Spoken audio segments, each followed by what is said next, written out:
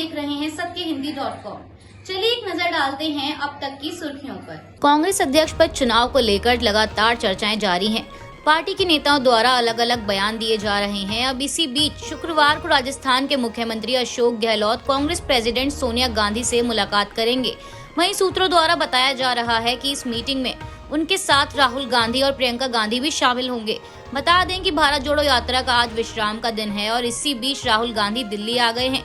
बताया जा रहा है कि राहुल गांधी और अशोक गहलोत एक ही चार्टर प्लेन से दिल्ली पहुंचे हैं। वहीं सूत्रों से मिली जानकारी के मुताबिक इस बैठक के दौरान ये तय किया जाएगा कि राजस्थान के सीएम पद की कमान किसे सौंपी जानी चाहिए, क्योंकि मौजूदा सीएम अशोक गहलोत कांग्रेस के अगले अध्यक्ष पद की रेस में हैं। अब ऐसे में आज की बैठक में राजस्थान का अगला मुख्यमंत्री कौन होगा, इस बात पर चर्चा की जाएगी। बिहार की महागठबंधन सरकार के दो प्रमुख नेता नीतीश कुमार और लालू प्रसाद यादव रविवार को दिल्ली में कांग्रेस प्रेसिडेंट सोनिया गांधी से मुलाकात करेंगे। बता दें कि पूरे 6 साल बाद सोनिया गांधी से उनकी पहली मुलाकात होगी। वहीं सूत्रों के अनुसार बताया गया है कि दोनों नेताओं को राहुल गांधी की भी इस बैठक में शामिल होने की उम्मीद थी, लेकिन राहुल गांधी इस समय कन्याकुमारी से कश्मीर तक की भारत जोड़ो यात्रा पर हैं। वहीं इसके अलावा सूत्रों का कहना है कि मुलाकात के दौरान कुछ गंभीर विषयों पर भी चर्चा होने की संभावना है, जिसमें गठबंधन को राष्ट्रीय स्तर पर ले जाना भी शामिल है। वहीं इस बैठक को आगामी विधानसभा चुनाव से जोड़कर देखा जा रहा है, जिसके चलते इसे काफी अहम माना जा रहा है।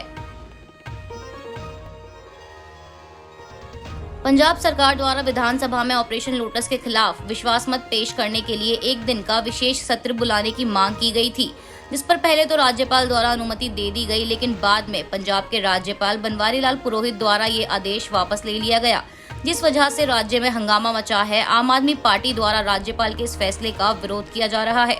बता दें कि एलजी के इस फैसले को लेकर गुरुवार को राज्य कैबिनेट की बैठक बुलाई गई। मीडिया रिपोर्ट्स के अनुसार बैठक के बाद सीएम मान ने कहा कि राज्य से संबंधित अलग अलग विषयों पर विचार विमर्श करने के लिए 27 सितंबर को विधानसभा का सत्र बुलाने का फैसला किया गया है। साथ ही उन्होंने कहा कि विधानसभा के विशेष सत्र को पहले मंजूरी देकर बाद में रद्द करने के राज्यपाल के मनमाने और लोकतंत्र विरोधी फैसले के खिलाफ राज्य सरकार सुप्रीम कोर्ट का रुख करेगी।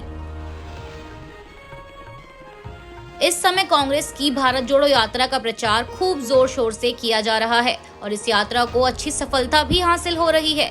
यात्रा के चलते केरल में जगह जगह पर पोस्टर, बैनर, झंडे और बोर्ड्स लगाए गए हैं। सड़कें पूरी तरह पोस्टर और बैनरों से ढकी नजर आ रही हैं और इस पर हाईकोर्ट द्वारा आपत्ति जताई गई है। दरअसल हाईकोर्ट में सड़कों पर अवैध पोस्टर, बैनर और बोर्ड्स लगाने से जुड़े मामले को लेकर सुनवाई हो रही थी और इस दौरान एमिक्स क्यूरी की ओर से यात्रा से जुड़ी बात कोर्ट के सामने रखी गई, जिस पर जस्टिस देवन रामचंद्रन की बेंच ने कहा कि अवैध रूप से लगाई गई ये चीजें वाहन चालकों के लिए खतरनाक हैं, क्योंकि हाईवे पर जाने के दौरान उनका ध्यान भटक सकता है। साथ ही इनमें से कुछ चीजों के ढीले होकर निकलने, ये बड़े स्तर पर तबाही होने का भी खतरा है। इसके साथ ही कोर्ट ने विशेष तौर पर 2 पहिया वाहनों के लिए होने वाले खतरे का भी जिक्र किया। यूएनएससी में आतंकवाद के मुद्दे पर भारत की ओर से अपना पक्ष रखते हुए कहा गया कि जब भी हम दुनिया के खतरनाक आतंकवादियों पर पाबंदी लगाने का मुद्दा उठाते हैं, तब उन्हें दंड से बचाने का प्रयास किया जाता है और जवाबदेही से बचने के लिए राजनीति का सहारा लिया जाता है। पाकिस्तान स्थित आतंकवादियों को बैलिस्टिक में डालने पर चीन की ओर से रोक लगाने की तरफ इशारा करते हुए भारत ने यह बयान दिया। विदेश मंत्री एस जयशंकर ने यूक्रेन के मुद्दे पर 15 सदस्य यूएनएससी को संबोधित करते हुए कहा, दंड से बचाव के विरुद्ध लड़ाई बड़े स्तर पर शांति और न्याय स्थापित करने के लिए अहम है। सुरक्षा परिषद को इस मुद्दे पर स्पष्ट और एकमत से संदेश देना चाहिए। रुपए में आज फिर भारी गिरावट देखने को मिली है। डॉलर के मुकाबले रुपया 62 पैसे गिरकर 81.09 के स्तर पर पहुंच गया है और इसके साथ ही रुपया अब तक के सबसे निचले स्तर पर पहुंच गया है। बता दें कि डॉलर के मुकाबले रुपए की इस ऐतिहासिक गिरावट पर कांग्रेस ने मोदी सरकार पर हमला बोला है। शुक्रवार को कांग्रेस द्वारा कहा गया कि अब $1 80.86 रुपए पर पहुंच चुका है, लेकिन मोदी सरकार इसे रोकने के बदले बढ़ाने का काम कर रही है। रुपया हर दिन गिर रहा है। मोदी जी आप कहा करते थे कि जब जब रुपया गिरता है सरकार की साख गिरती है। अब और कितनी साख गिरानी बाकी है? 81 रुपए तो पहुंचा दिया है आपने। हिजाब मामले में 10 दिनों की सुनवाई के बाद गुरुवार 22 सितंबर को सुप्रीम कोर्ट में जस्टिस हेमंत गुप्ता और जस्टिस सुधांशु धूलिया की बेंच ने फैसला सुरक्षित रख लिया।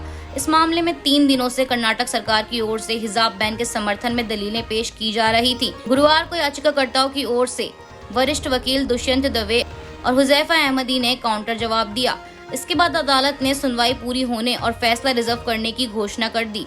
मालूम हो कि कर्नाटक सरकार ने शिक्षण संस्थानों में हिजाब पर बैन लगा दिया था। कुछ लड़कियों ने इसे कर्नाटक हाई कोर्ट में चुनौती दी। हाई कोर्ट ने हिजाब को इस्लाम की आवश्यक प्रथा नहीं मानते हुए राज्य सरकार के बैन के फैसले को सही ठहराया था। इसके बाद उन लड़कियों ने हाई कोर्ट के फैसले को सुप्रीम कोर्ट में चुनौती दी, जिस पर 10 दिनों तक सुनवाई चली। आज के लिए बस इतना ही। बाकी की खबरों के लिए जुड़े रहिए सत्यहिंदी.com के साथ।